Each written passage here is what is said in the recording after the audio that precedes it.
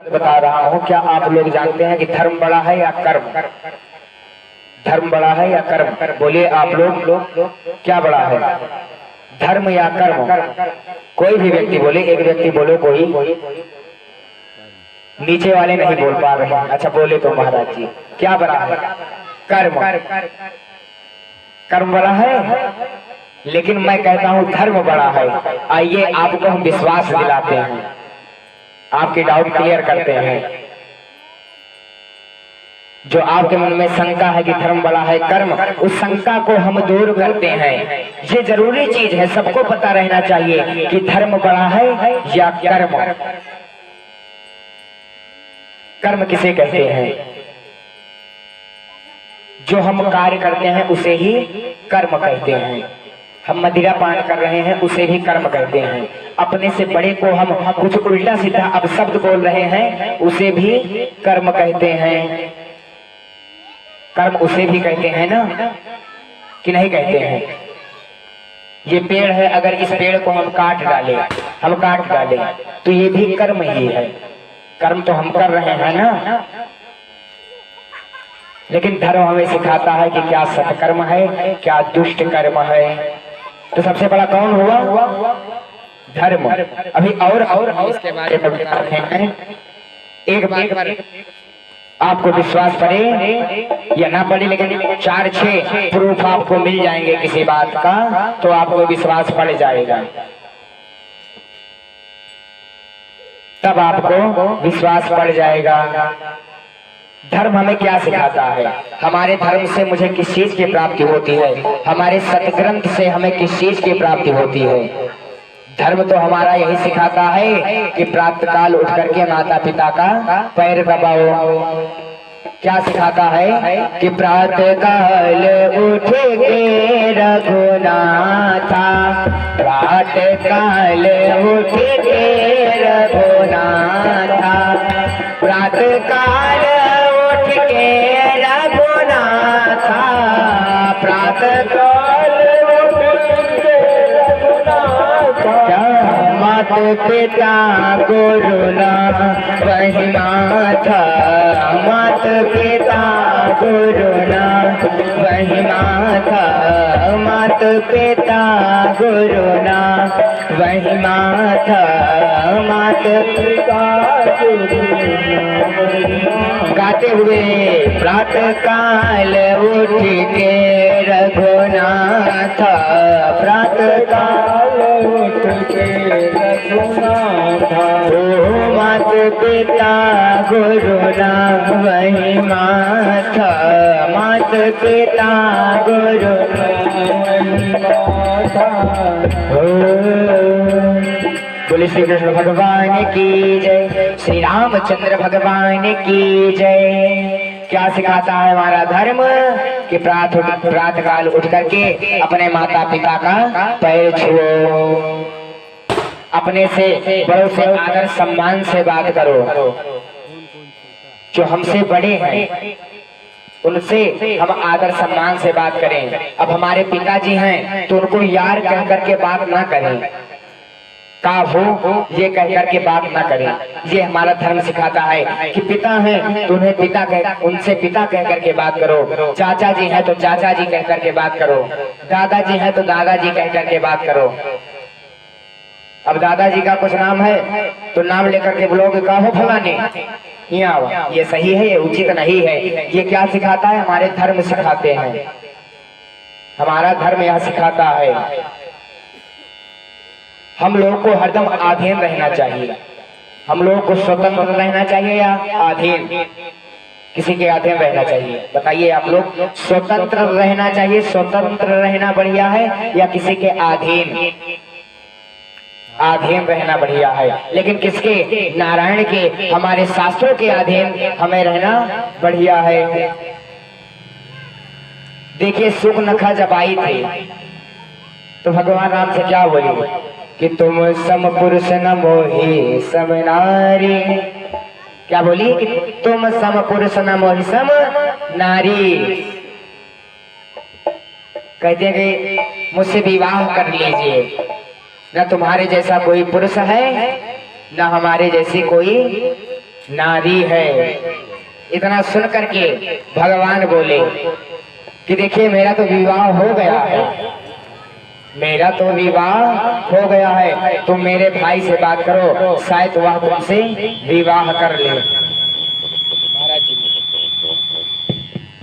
लक्ष्मण जी कुंवारे तो नहीं हैं, परंतु मेरे साथ आए हैं तो यहाँ पर अकेले ही आए हैं, यहाँ पर कुंवारे ही हैं। और मेरे पिताजी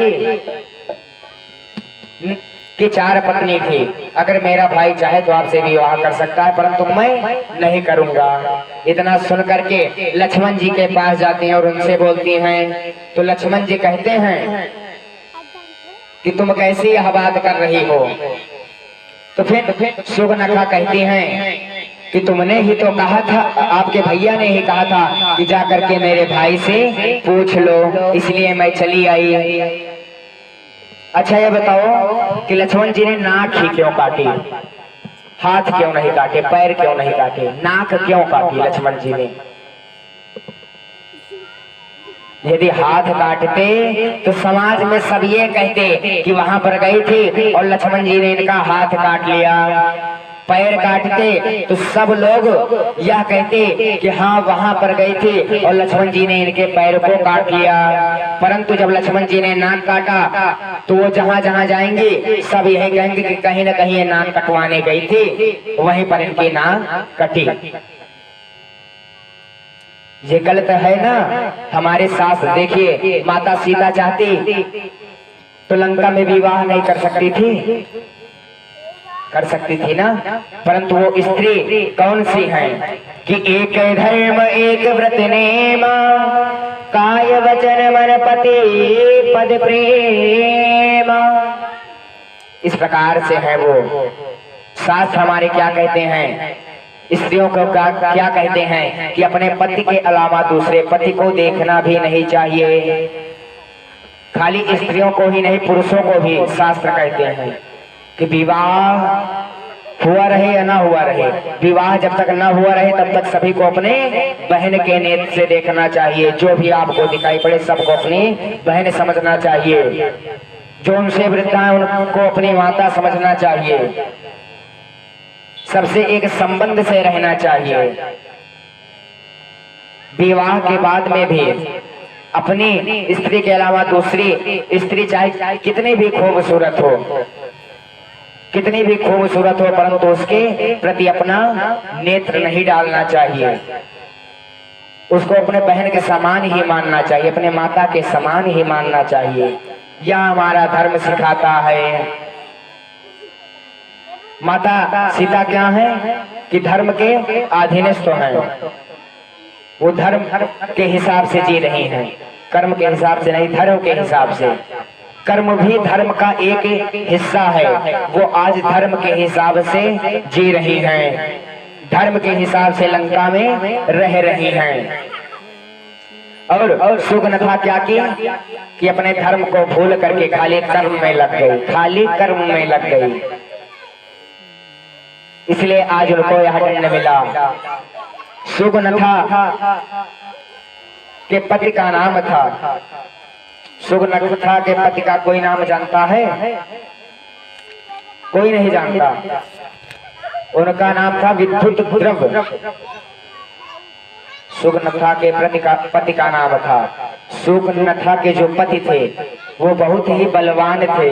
तो रावण ने एक दिन अपने मन में यह विचार किया कि यह तो बहुत बलवान है, कहीं कुछ दिन बाद यहाँ मेरे ऊपर ही यहाँ कब्जा ना कर ले, कहीं मुझे ही मार करके ये मेरी लंका पर कब्जा ना जना ले।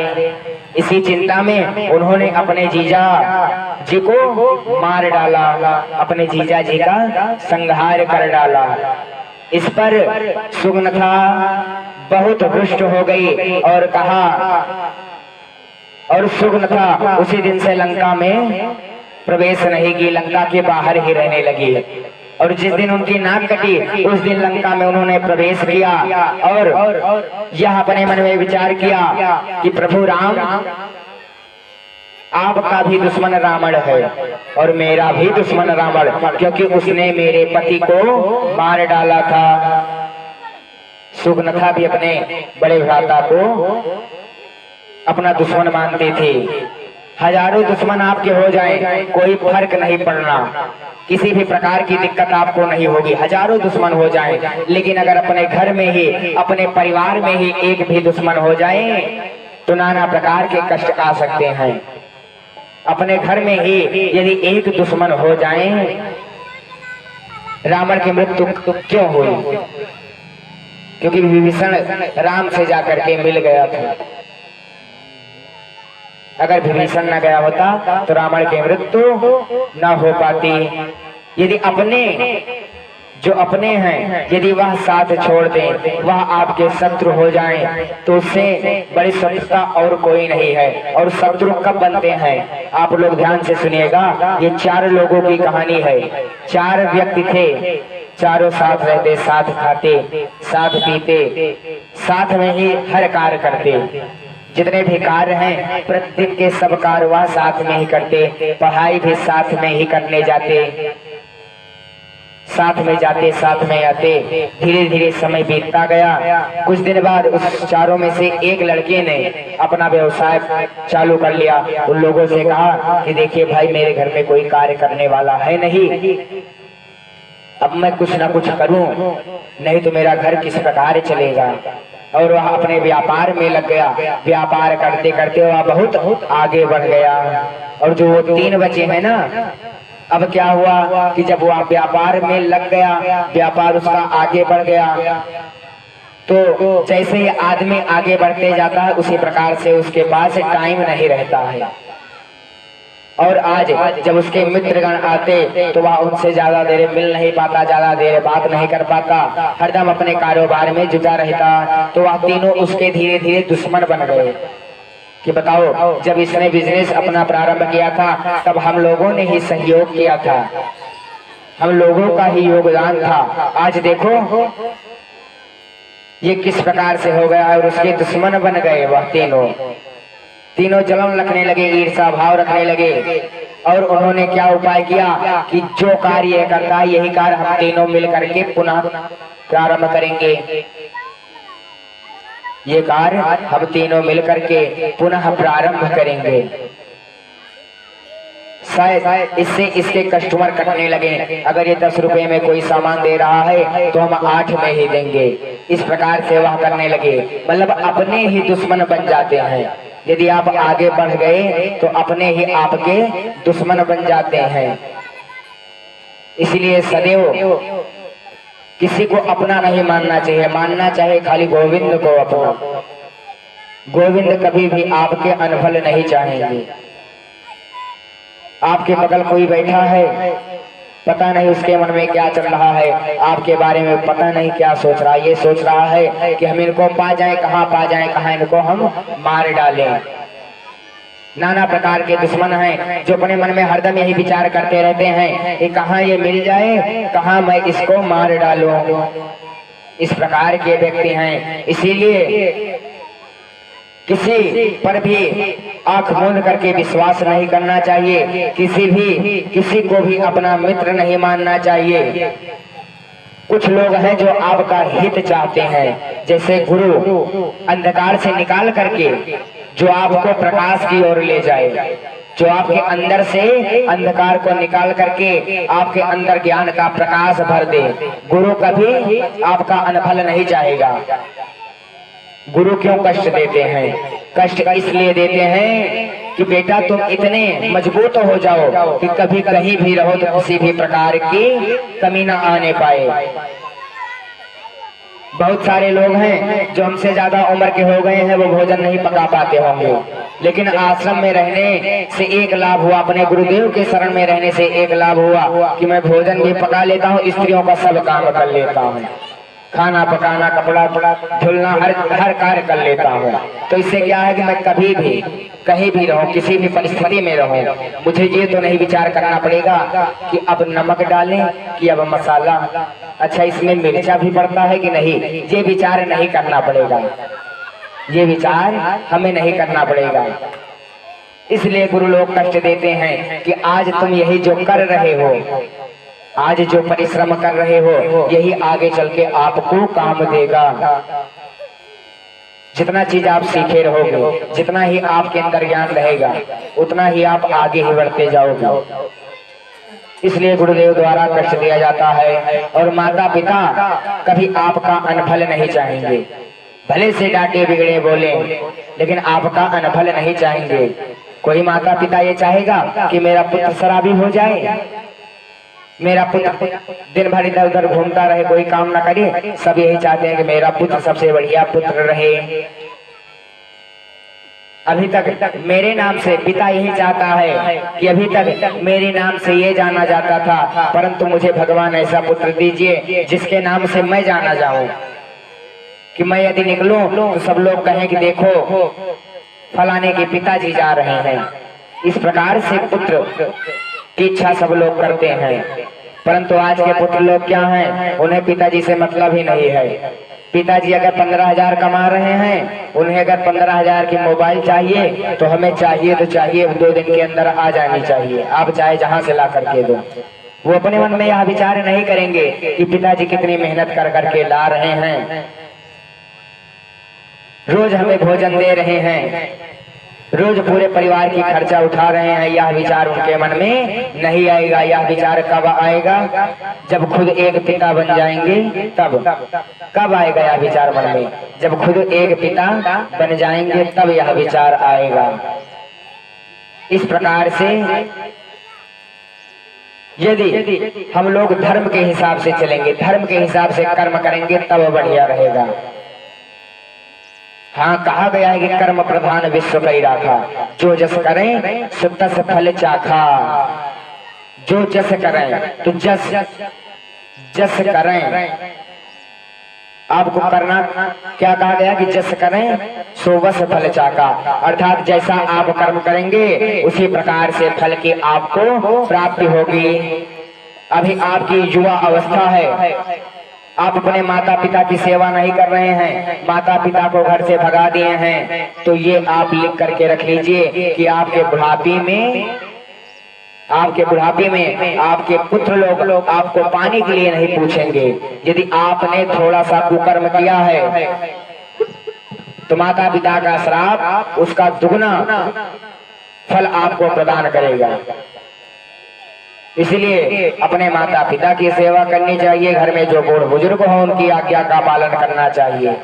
और कभी भी कोई कार्य किया जाए तो घर के व्यक्तियों से सलाह ले लेनी चाहिए, जो बूढ़ बुजुर्ग हो।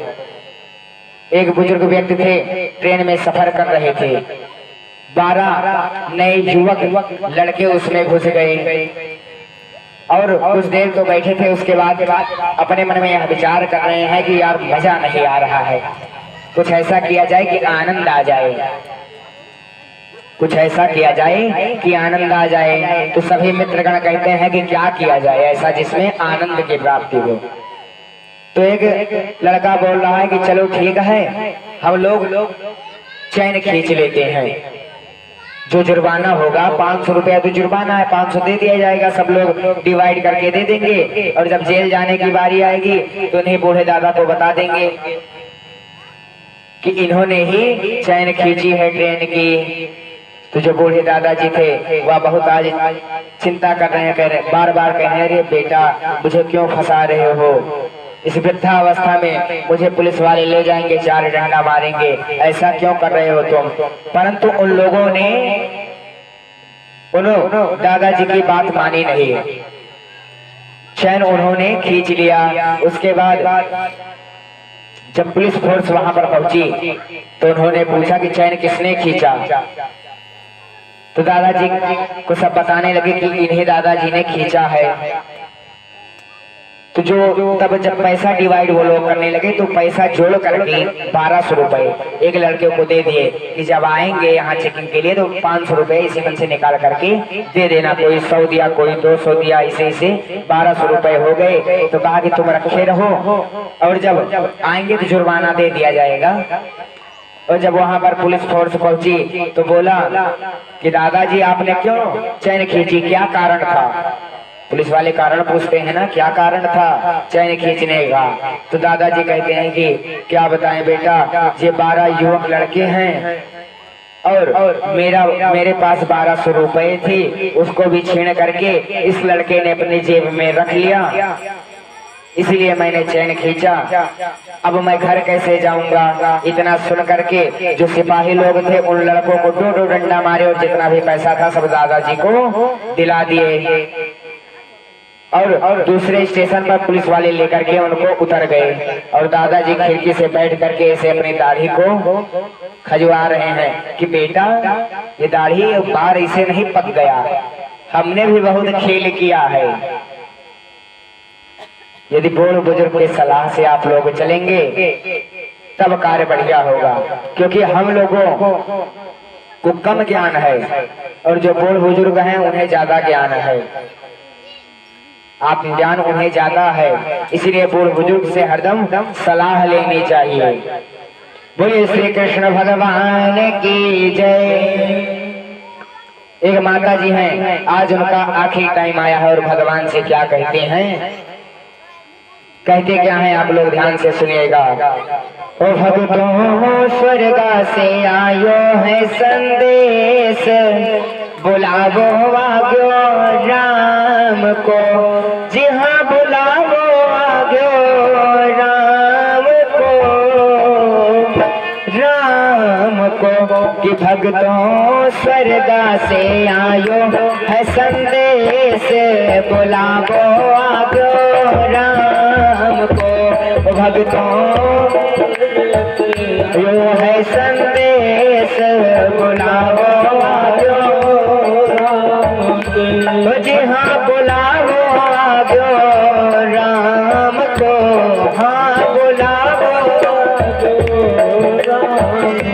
फिर क्या कहती हैं कि 1 मिनट की मोहलत दे दो, करो बेटा से बात, 1 मिनट की मोहलत दे दो, करो बेटा से बात, ओ 1 मिनट की मोहलत दे दो, करो बेटा से बात, 1 मिनट की मोहलत दे दो, करो बेटा। किसी भी माँ की जब मृत्यु होगी तो एक बार भगवान यमराज से यही कहेगी कि 1 मिनट की मोहलत दे दो, 1 मिनट अपने पुत्र से बात कर लो।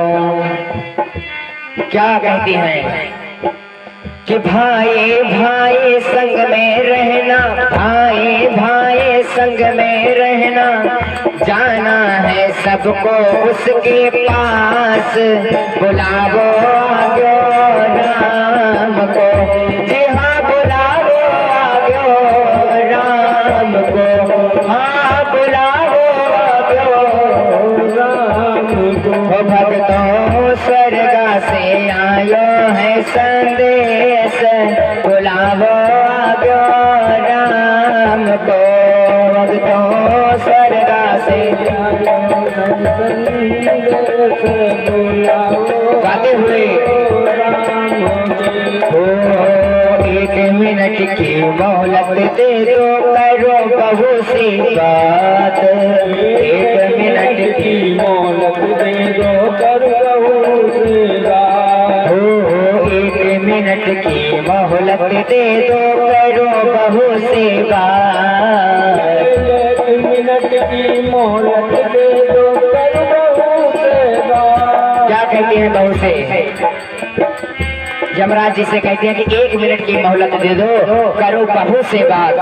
और क्या कहती है बहू से कि बहू मैं तो हमारो धर्म निभागे, मैं तो हमारो धर्म निभागे, बांध के रखियो ये परिवार, बुलावो आग्यो राम को, बुलावो आग्यो राम को, हाँ बुलावो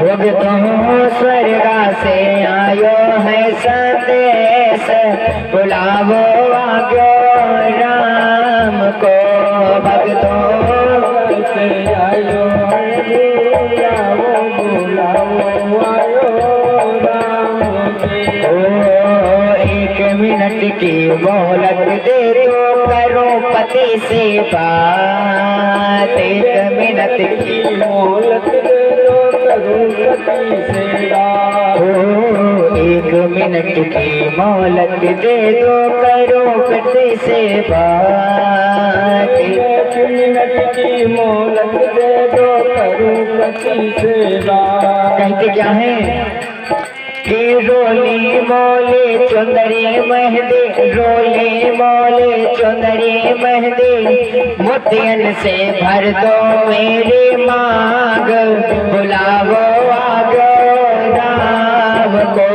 भक्तों स्वर्गा से आयो है संदेश, बुलावो आगो राम को।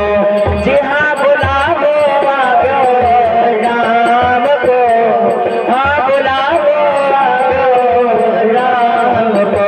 ओ भक्तों स्वर्गा से आयो है संदेश, बुलावो आगो राम को। भक्तों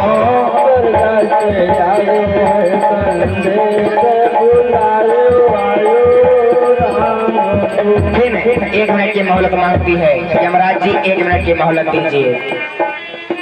कहते हैं कि प्रभु 1 मिनट की मोहलत दे दो, करो गोविंद से बात। 1 मिनट की मोहलत दे दो, करो गोविंद से बात। 1 मिनट की मोहलत दे दो, करो प्रभु से बात। 1 मिनट की मोहलत दे दो, करो गोविंद से बात। हे जीवन मेरा बीत गया अब, जीवन मेरा बीत गया अब, कर दो भवसागर से पार, बुलावो आगो राम। भक्तों स्वर्गा से आयो है संदेश, बुलावो आगो राम को। जी हाँ बुलावो आगो राम को, बुलावो आगो राम को। भक्तों स्वर्गा से आयो है संदेश, बुलावो आगो राम को। भक्तों स्वर्गा से आयो है संदेश, बुलायो आयो राम को। भक्तों स्वर्गा से आयो है संदेश, बुलावो आगो राम को।